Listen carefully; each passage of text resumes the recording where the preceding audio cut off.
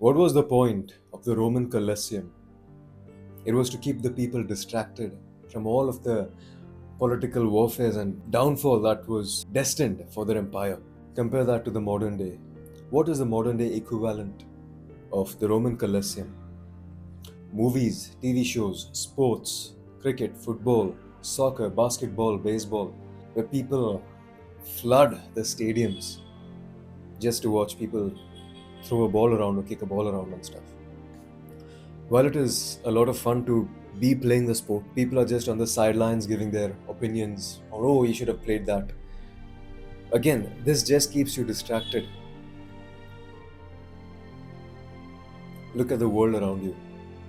And before that, look at the world you live in, your own world, your own life. How does watching any of these movies or TV shows or soccer games benefit your life in any way? It shouldn't concern you which government is in power, which political party is rising or falling. It shouldn't concern you which celebrity got married, which singer released a new song. Shouldn't concern you which favorite soccer team won a match or in which country they're going to be playing in. Because if you look at your life, you're not going anywhere with that. The average man, the average woman, the average human, especially if you're middle class, you're screwed and they keep you distracted.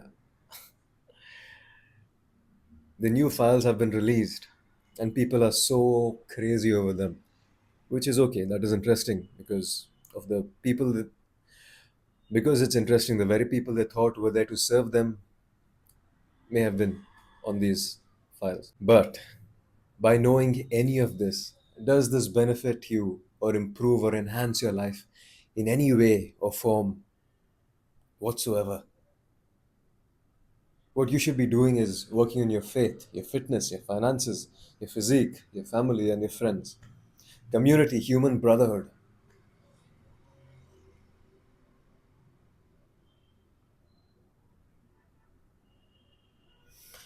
Over the past few months, I've been very interested in conspiracy theories and going down various rabbit holes, which is interesting. But the thing that you do not know is it is never ending. There's always something you do not know. And after you learn it, there's one more thing that, oh, I don't know that. I don't know that. This keeps you distracted and just focused on that. But how does it help you in any way? Focus on living a healthy life like your great grandparents did. Imagine in the 1800s, your ancestors working on a farm with their own animals, waking up at sunrise, coming back to healthy foods, that is, eggs and meat and vegetables and fruits, while giving their wife a long hug and kiss. The children also work with them. Then they do carpenters. Build, they build furniture, architecture, sculptures. Compare that to the modern day. You wake up sleep deprived with an alarm, go to a job, work for 9, 10 hours, and you do not even do that with your whole heart. It's because you spend so much time scrolling on your phone, on just doom scrolling. Whether you're traveling, whether you're on a break at work, lunch break, if you're meeting your friends at the gym, if you're out for dinners, people are glued to their phones, doom scrolling and doom scrolling and doom scrolling. Well, this fries their brain and dopamine. That doesn't benefit, that does not benefit them in any way. It only harms them. So when they are faced with real dopamine, with real human pleasures that you're supposed to have, it doesn't give them that high. When you've been scrolling, you see a new thing every 15 seconds, every 10 seconds that causes your dopamine to rise and rise and rise. Compare that to when you're working out at the gym. You're trying to do a rep. It gives you dopamine, but not the same hit. So, if you read a book, it gives you good, it would have given you good dopamine. But because you're used to this unrealistic high levels, and then which comes crashing down, it doesn't give you any benefit. So, you don't like the things that actually benefit you. What is dopamine? Dr. Andrew Huberman says dopamine is not the pursuit of pleasure, it is the pleasure of pursuit.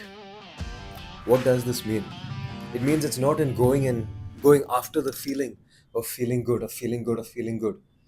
You feel good in doing, in reading, in farming, in sculpting, in playing the keyboard, the gym, boxing, skiing, real human activities that your great grandparents would have been doing, adventures, human community,